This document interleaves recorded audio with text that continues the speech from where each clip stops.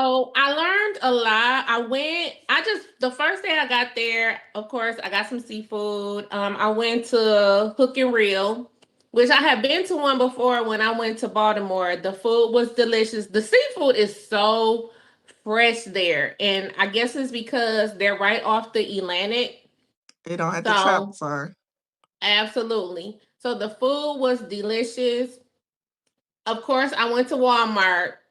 And okay, so I'm gonna reel it back in. So first, when I got off the plane and I was going to get the rental car and everything, um, I asked people and I just noticed different accents. I didn't know Boston was a melting pot of people. I didn't.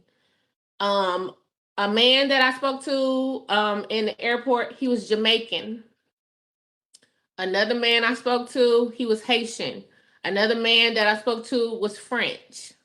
Mm. Then when I went to get to rental car, the man that helped me with my rental car, he was he had a Spanish accent. I didn't know that Boston was a melting pot. Cause me thinking I'm speaking to a black man ended up being a Jamaican man and a Haitian man. They looking at me like, what? You know what I always think of those areas because New York is very much so a melting pot. So if Yeah. somebody's trying to get out of the hustle and bustle and craziness of New York, they spread out to those surrounding major cities like Boston. So I figure if New York is a melting pot, I can expect the same thing for Boston and, those l- cheaper, so to speak, major cities that surround New York. Yeah.